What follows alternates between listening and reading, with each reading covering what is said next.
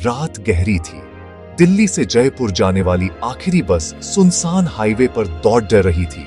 Headlights अंधेरे को चीरने की कोशिश कर रही थी। ज्यादातर यात्री सो रहे थे या नींद का इंतजार कर रहे थे। इंजन की घरघराहट और टायरों की आवाजें माहौल को और रहस्यमय बना रही थी।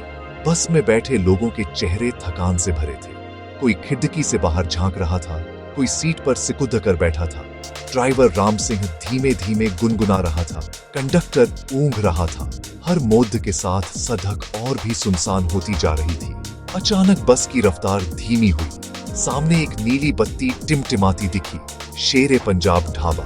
बस रुकते ही कंडक्टर ने आवाज लगाई, चाय पानी के लिए 10 मिनट का स्टॉप है।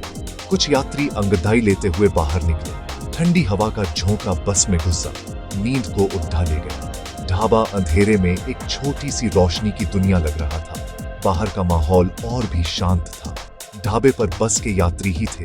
एक बूढ़ा आदमी चाय बना रहा था, एक लड्ढा का गिलास साफ कर रहा था। हवा में कोयले और मिट्टी की खुशबू थी।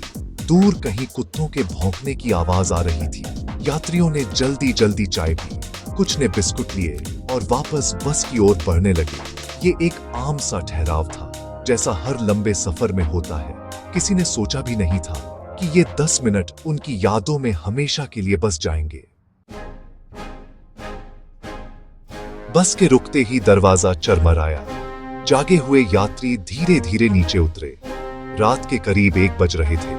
ढाबे का नाम एक पुराने बोर्ड पर नीली लाइट में झिलमिला रहा था।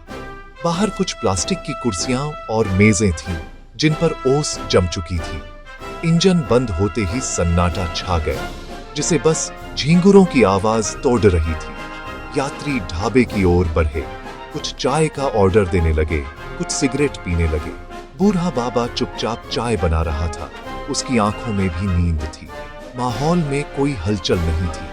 सब अपने अपने ख्यालों में खोए थे, मंजिल तक पहुंचने की जल्दी में। चाय पीते हुए लोग कभी सड़क, कभी अंधेरे आसमान को देखते। ढाबे का लड्ढा भी चुपचाप काम कर रहा था, जैसे इन यात्रियों की आदत हो। किसी ने उससे कुछ नहीं पूछा, न उसने किसी से कुछ कहा। हर चेहरा अनजाना, हर कोई अपनी कहानी में गुम। 10 मिनट कब बीत गए पता ही नहीं चला। कंडक्टर ने आवाज लगाई, चलो भाई, टाइम हो गया। लोग अपनी अपनी जगह से उठे, गिलास मेजों पर चौड़ट दिए। एक एक कर बस में चढ़ने लगे। ढाबे की नीली रोशनी पीछे छूट गई, अंधेरे में गुम हो गई, जैसे वो कभी थी ही नहीं। बस फिर चल पड़ी। अंदर की लाइट बंद थी। कंडक्टर टिकट गिन रहा था। तभी उसकी नजर सीट नंबर 17 पर पड़ी। वो खाली थी। उसे याद था, वहां कोई बैठा था। उसने सोचा शायद कोई वॉशरूम गया हो। कुछ देर इंतजार किया, पर कोई नहीं लौटा। कंडक्टर ने टॉर्च जलाई, सीटें गिनी। 17 सचमुच खाली थी। उसने ड्राइवर को बताया, राम सिंह, एक सवारी कम है। ड्राइवर ने कहा, सब तो 4 आज गए थे। कंडक्टर गलियारे में चला, हर सीट पर टॉर्च डाली। सब अपनी जगह थे।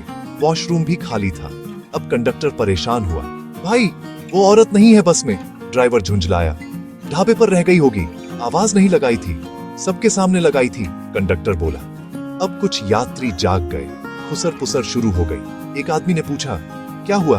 कंडक्टर बोला, एक औरत थी, अब नहीं मिल रही। बस में हलचल मच गई। सबने देखा, सीट नंबर 17 खाली थी। बस एक शॉल पड्डी थी। एक औरत जो कुछ देर पहले तक सबके साथ थी, अचानक गायब हो गई थी, जैसे हवा में घुल गई हो। सुनसान हाईवे पर यह रहस्य किसी के पास जवाब नहीं था। अब सभी यात्री जाग चुके थे। कंडक्टर ने सबसे पूछा, आपने उस औरत को देखा था? एक बूढ़े ने कहा, हाँ, साड़ी पहनी थी शायद। दूसरी महिला बोली, नहीं, सूट था, हल्का नीला।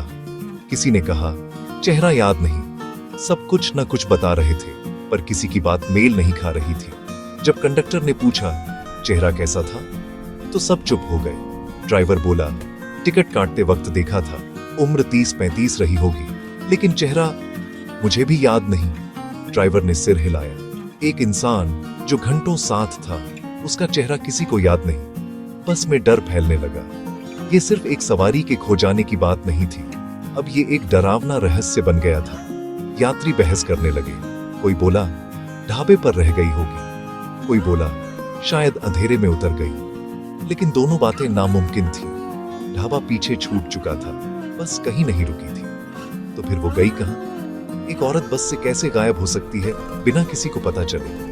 वो औरत अब एक पहेली बन गई थी जिसे कोई सुलझा नहीं पा रहा था। बहस के बीच एक बच्चे की आवाज आई, मम्मी, वो आंटी मेरे बैग को देख रही थी। उसकी मां ने चुप कराया, पर बच्चा बार बार खाली सीट की ओर इशारा करता रहा। कंडक्टर ने बच्चे से पूछा, कैसी दिखती थी वो आंटी? बच्चा बोला, बस देख रही थी। मां ने कहा, माफ करना, ये बच्चा है, कुछ भी बोल रहा है। लेकिन बच्चे की आंखों में सच्चाई थी। एक यात्री बोला, बच्चे झूठ नहीं बोलते। कंडक्टर ने फिर पूछा, आंटी ने कुछ कहा? बच्चा बोला, नहीं, बस देख रही थी। ये बात सबको अजीब लगी। एक अनजान औरत एक बच्चे के स्कूल बैग को क्यों देखेगी? मां ने बताया, बैग में सिर्फ किताबें और टिफिन है। बच्चे की ये बात रहस्य में एक और परत जो ढांट रही थी। कुछ को ये वहम लगा, कुछ को इसमें कोई गहरा राज महसूस हुआ। उस सुनसान रात में एक बच्चे की मासूम बात सबसे डरावनी लग रही थी। ड्राइवर ने पुलिस को फोन किया। आधे घंटे बाद पुलिस आई, इंस्पेक्टर सिंह और हवलदार यादव। इंस्पेक्टर ने ड्राइवर और कंडक्टर से सवाल किए, बस कहां से चली, कहां रुकी, कितने यात्री थे? उन्होंने खाली सीट और शॉल की जांच की। बस एक साधारण कश्मीरी शॉल थी। यात्रियों से पूछताछ की, पर सबके बयान अलग थे। किसी को चेहरा याद नहीं, कोई कहता लंबी थी, कोई कहता नाटी। हवलदार यादव ढाबे पर गया, बूढ़े आदमी और लड़ ढाके से पूछा। उन्होंने किसी अकेली औरत पर ध्यान नहीं दिया था। वहां कोई सीसीटीवी नहीं था। पुलिस ने आसपास खोजबीन की, कुछ नहीं मिला, न पैरों के निशान, न कोई सुराग। इंस्पेक्टर सिंह वापस बस में आए, बोले, कोई सुराग नहीं, न गवाह, न सबूत। बच्चे से भी बात की, पर वो सो चुका था। बैग में कुछ नहीं मिला। तहकीकात एक बंद गली में पहुंच गई थी। पुलिस स्टेशन लौटकर इंस्पेक्टर सिंह ने पुराने रिकॉर्ड्स देखे। अचानक उन्हें 12 साल पुराना केस याद आया। इसी हाईवे पर एक औरत गायब हुई थी। उन्होंने फाइल निकाली, नाम था माया। वो भी दिल्ली से जयपुर जा रही थी। बस ढाबे पर रुकी थी और माया फिर कभी नहीं मिली। फाइल में उसकी ब्लैक एंड व्हाइट तस्वीर थी। रिपोर्ट में लिखा था, बस ढाबे पर रुकी, माया सीट पर नहीं थी। किसी को चेहरा याद नहीं, कोई सबूत नहीं। इंस्पेक्टर ने आज की घटना से मिलान किया। डरावनी समानताएं थीं। दोनों घटनाएं एक ही तारीख के आसपास, एक ही हाईवे पर हुई थीं। अब ये सिर्फ गुमशुदगी का केस नहीं लग रहा था, इसमें कुछ और था, कुछ अलौकिक। फाइल में गवाहों के बयान पढ़े।